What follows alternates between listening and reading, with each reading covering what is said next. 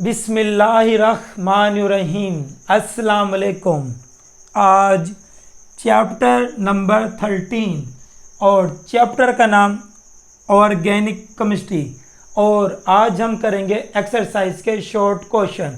तो सबसे पहले एक्सरसाइज का short question number 1, what is catenation. Catenation क्या होता है हमारे पास। मिसाल के तौर के ऊपर ये कार्बन एटम दूसरे कार्बन एटम के साथ बॉन्ड बना रहे हैं, इसी तरह दूसरा कार्बन एटम तीसरे कार्बन एटम के साथ बॉन्ड बना रहे हैं, इसी तरह तीसरा कार्बन एटम चौथे कार्बन एटम के साथ बॉन्ड बना रहे हैं। यानी कि हम कह सकते हैं कार्बन एटम दूसरा कार्बन एटम के साथ क्या बॉन्ड बना रहे हैं। इसी अमल को बोलते हैं कैटिनेशन बोलते हैं। यानी कि हम कह सकते हैं कि कार्बन एटम का अपने ही कार्बन एटम के साथ बॉन्ड बनाना क्या कहलाता है, कैटिनेशन कहलाता है।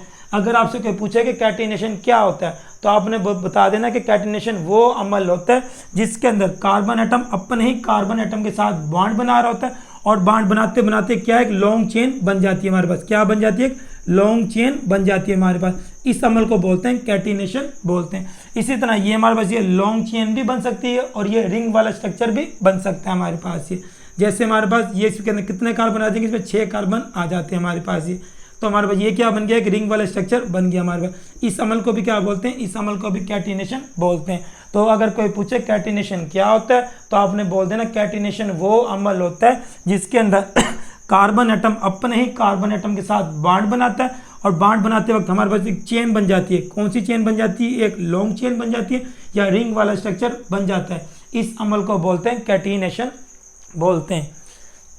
मिसाल के तौर के ऊपर मैं एग्जांपल दे के समझा देता हूँ कि एन पेंटीन, कहीं पर भी लिखा हो ना एन का मतलब क्या होता है, एन का मतलब होता है स्ट्रेट। क्या मतलब होता है इसका, स्ट्रेट, STRAIGST। एन का मतलब होता है स्ट्रेट। पेंट का मतलब होता है 5 कार्बन एटम। क्या मतलब होता है इसका, 5 कार्बन एटम। और एन जहाँ पर भी आ जाए एन का मतलब क्या होता है, सिंगल बॉन्ड यानी कि अल्केन की फैमिली होती है हमारे पास। तो हम कितने कार्बन एटम लगाएंगे, हम 5 कार्बन एटम लगाएंगे, और लगाएंगे भी किसमें, स्ट्रेट यानी कि सीधे लगाएंगे। तो यहाँ पे आ जाएगा 1 कार्बन एटम, यहाँ पर दूसरा, तीसरा, चौथा और यह 5वां कार्बन एटम। यानी कि कितने कार्बन एटम लगा दिए मैंने, 5 कार्बन एटम लगा दिए। और इनके दरमियान में क्या लगाऊंगा, इनके दरमियान में लगाऊंगा सिंगल बॉन्ड। इन सब के दरमियान में क्या लगाऊंगा, इन सब के दरमियान में लगाऊंगा सिंगल बॉन्ड।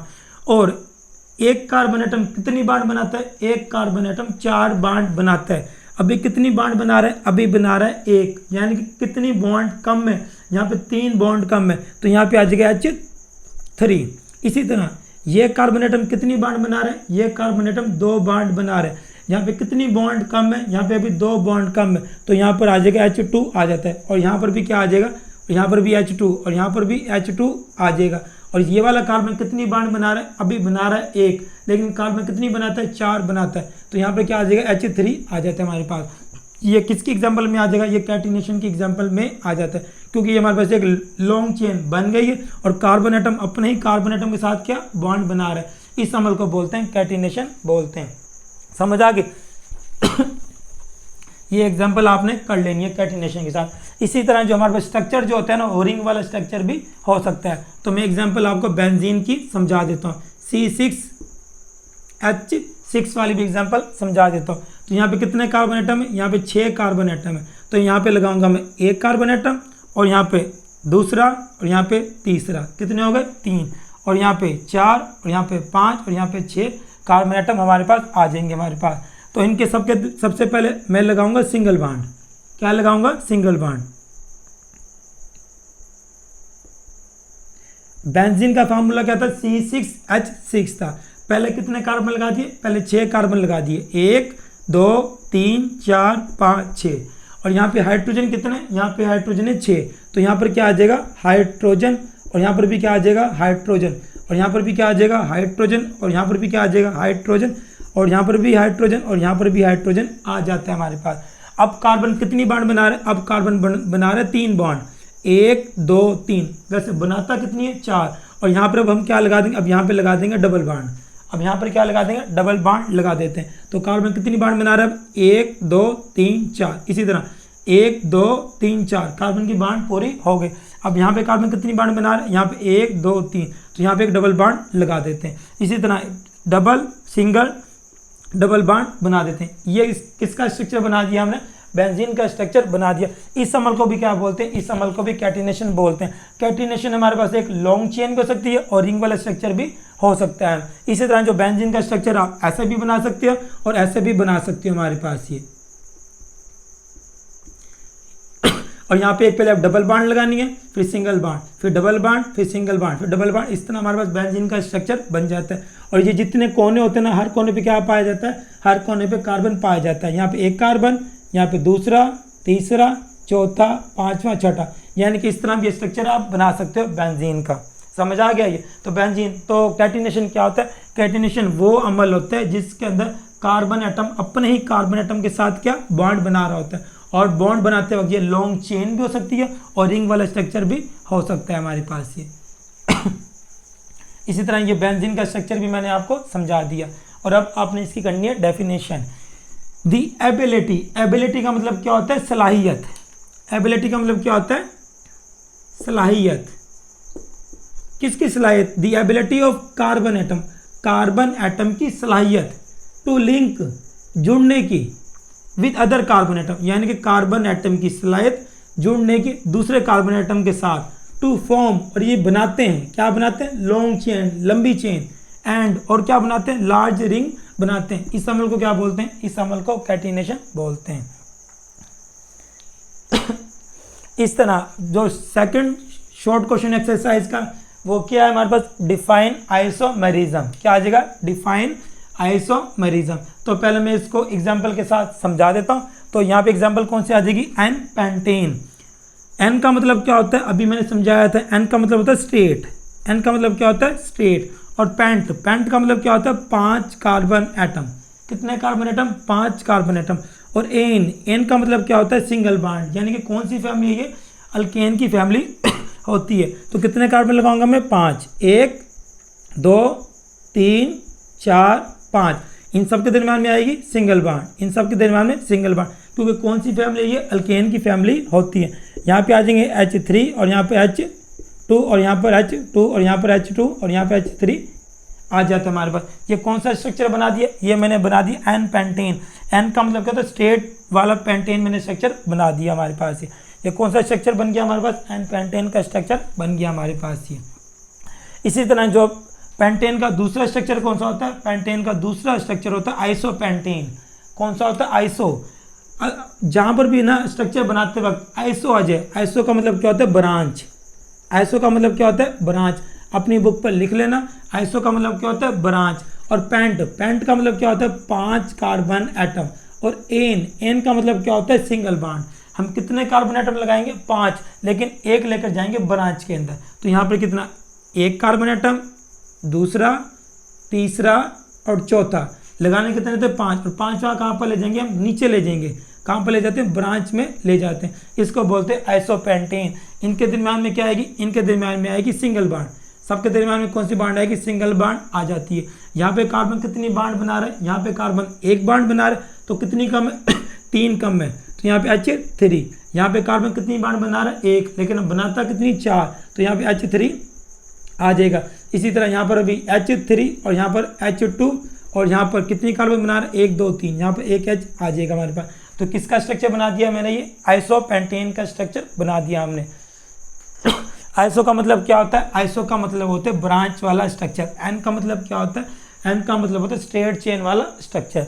इसके बाद हम बात करेंगे नियोपेंटेन की। किसकी बात करेंगे, नियो। नियो का मतलब होता है 1 कार्बन के ऊपर नीचे। और पेंट का मतलब क्या होता है, पेंट का मतलब 5 कार्बन एटम। और एन, एन का मतलब क्या होता है, सिंगल बॉन्ड होता है। कितने कार्बन लगाएंगे, 5, 1 2 3 और ये चौथा यहाँ और 5वां यहाँ, इसको बोलते हैं नियोपेंटेन। इनके दरम्यान में क्या बनेगी, इनके दरम्यान में आएगी सिंगल बॉन्ड। इनके दरम्यान में क्या आती है, सिंगल बॉन्ड आती है। यहाँ पे कार्बन कितनी बॉन्ड बना रहे हैं, यहाँ पे कार्बन बॉन्ड बना रहे हैं 1, तो कितनी कम है, 3 H3। यहाँ पर भी H3 और यहाँ पर भी H3 और यहाँ पर भी H3 आ जाता है। ये कौन सा स्ट्रक्चर बन गया, ये नियोपेंटेन का स्ट्रक्चर बन गया। तो यानी कि हम कह सकते हैं पेंटेन के कितने स्ट्रक्चर होते हैं, पेंटेन के 3 स्ट्रक्चर होते हैं। पहला कौन सा होता है, एन पेंटेन। एन का मतलब क्या होता है, स्ट्रेट चेन, सीधा वाला स्ट्रक्चर। और दूसरा आइसोपेंटेन, आइसो का मतलब क्या होता है, ब्रांच। हमने 4 लगा देने इधर और 5वां कहाँ लगा देना है, नीचे लगा देना है ब्रांच के अंदर। ये वाला कार्बन आप किसी भी कार्बन के नीचे लगा सकते हो। इसी तरह तीसरा स्ट्रक्चर कौन सा होता है, नियोपेंटेन का होता है, वो इस तरह स्ट्रक्चर बनाना होता है। हम कह सकते हैं कि पेंटेन के कितने स्ट्रक्चर होते हैं, पेंटेन के 3 स्ट्रक्चर होते हैं हमारे पास। ये तीनों स्ट्रक्चर, इसके अंदर आप काउंट कर सकते हैं कार्बन की तादाद। इसमें कितने कार्बन है, 1 2 3 4 5। कितने कार्बन है इसके अंदर, 5। और हाइड्रोजन 3 और 2 5 6 7 8 9 10 11 12। हाइड्रोजन कितने हो गए यहाँ पे, 12। इसी तरह यहाँ पे कार्बन कितने आएंगे, 5। और हाइड्रोजन गिन लो, 3 4 5 6 7 8 9 10 11 12। यहाँ पर भी कितने, 12। इसी तरह यहाँ पर कार्बन कितने, 5 और हाइड्रोजन कितने, 12। यानी कि आइसोमरिज्म की डेफिनेशन वो होती है जिसके अंदर मॉलिक्यूलर फार्मूला क्या हो, मॉलिक्यूलर फार्मूला सेम हो। आइसोमरिज्म उसे बोलते हैं जिसके अंदर मॉलिक्यूलर फार्मूला सबका सेम हो और सबका स्ट्रक्चर फार्मूला क्या हो, डिफरेंट हो। इसको बोलते हैं आइसोमरिज्म। अगर आपसे कोई पूछे कि आइसोमरिज्म किसे बोलते हैं, तो आपने बोलते हैं ना, आइसोमरिज्म इसे बोलते हैं जिसके अंदर सबका मॉलिक्यूलर फार्मूला क्या हो, सेम हो, और लेकिन सबका स्ट्रक्चरल फार्मूला क्या हो, डिफरेंट हो। इस अमल को बोलते हैं आइसोमरिज्म। अच्छा, आइसो का मतलब यहाँ पर क्या होता है, आइसो का मतलब होता है सेम। आइसो का मतलब क्या होता है, सेम। और मर का मतलब क्या होता है, यूनिट।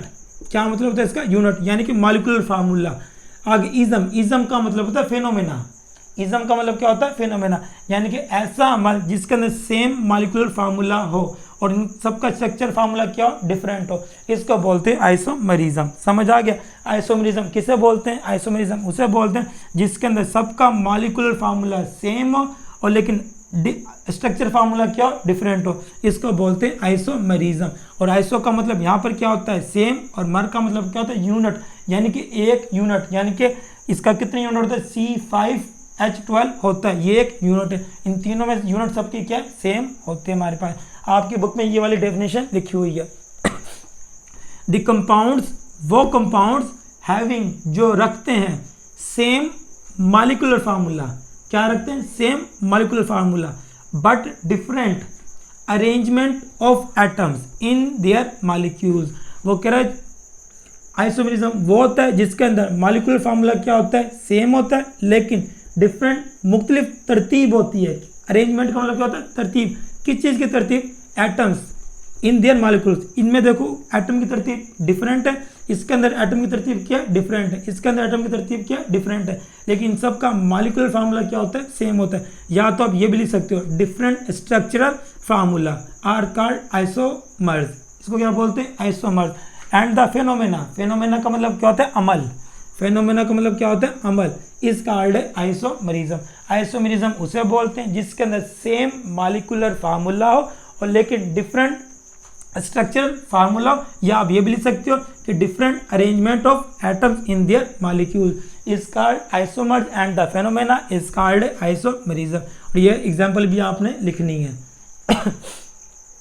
और पेंटेन के कितने स्ट्रक्चर होते हैं, पेंटेन के 3 स्ट्रक्चर होते हैं। कौन कौन से, n pentane, isopentane and neopentane होते हैं। और ये शॉर्ट क्वेश्चन में पेपर में पूछ लेते हैं कि राइट आइसोमर्स ऑफ पेंटेन। आपने 3 स्ट्रक्चर बनाने होते हैं। इसके बाद जो तीसरा शॉर्ट क्वेश्चन एक्सरसाइज का वो हमारे पास है, give 3 examples of unsaturated compounds. कितनी एग्जांपल देनी है हमने, 3 एग्जांपल देनी है। किसकी देनी है, अनसैचुरेटेड हाइड्रोकार्बन, यानी कि अनसैचुरेटेड कंपाउंड की। अनसैचुरेटेड कंपाउंड वो होते हैं जैसे हमारे पास ये कार्बन एटम और ये कार्बन एटम, जब कार्बन कार्बन एटम के दरमियान में डबल बॉन्ड हो या कार्बन कार्बन एटम के दरमियान में ट्रिपल बॉन्ड हो, इसको बोलते हैं अनसैचुरेटेड कंपाउंड। अगर आपसे कोई पूछे कि अनसैचुरेटेड कंपाउंड कौन से होते हैं, तो आपने बोल देना अनसैचुरेटेड कंपाउंड वो होते हैं जिनके दरमियान में डबल बॉन्ड या ट्रिपल बॉन्ड होती है, इसको क्या बोलते हैं, अनसैचुरेटेड कंपाउंड बोलते हैं। और जिनके दरमियान में डबल बॉन्ड होती है उनको क्या बोलते हैं, अल्कीन। उनको क्या बोलते हैं, अल्कीन। और जिनके दरमियान में ट्रिपल बॉन्ड होती है इनको क्या बोलते हैं, अल्काइन बोलते हैं। तो यानी कि अनसैचुरेटेड कंपाउंड कितने तरह के होते हैं, 2 तरह के, डबल बॉन्ड वाले और ट्रिपल बॉन्ड वाले। डबल वाले को क्या बोलते हैं, अल्कीन, और ट्रिपल वाले को क्या बोलते हैं, अल्काइन बोलते हैं। इनके लास्ट में आ जाता है ENE और इनके दरमियान में आ जाता है YNE, और जिनके दरमियान में सिंगल आता है उनको क्या बोलते हैं, ANE। यानी कि अल्केन की फैमिली होती है। और सिंगल वाले क्या होते हैं, सिंगल वाले होते हैं सैचुरेटेड। सिंगल वाले कौन से होते हैं, सैचुरेटेड। अभी आपने ये याद करना, अनसैचुरेटेड कौन से होते हैं, डबल वाले और ट्रिपल वाले होते हैं। और इनकी अब हमने कितनी एग्जांपल देनी है, इनकी हमने 3 एग्जांपल देनी है। तो मिसाल के तौर के ऊपर आपने ये 3 एग्जांपल दे देनी है। For example ethene, propene, butene and pentene. इसी तरह दूसरी एग्जांपल में कौन सा हो जाएगा, ये तो हो जाएंगे डबल वाले और ये कौन से हो जाएंगे, ट्रिपल वाले। इथीन, इसका क्या मतलब होता है, 2 कार्बन एटम, इसमें डबल बॉन्ड, इसका मतलब क्या होता है 2 कार्बन एटम लेकिन ट्रिपल बॉन्ड। इसका मतलब 3 carbon atom double bond, 3 carbon atom triple bond. इसी तरह 4 carbon atom double bond, 4 carbon atom triple bond, 5 carbon atom double bond, 5 carbon atom triple bond होती है। आपने ये वाली 3 एग्जांपल, ये 3-4 एग्जांपल और 3-4 एग्जांपल याद कर लेनी है। अभी तक के लिए थैंक यू सो मच।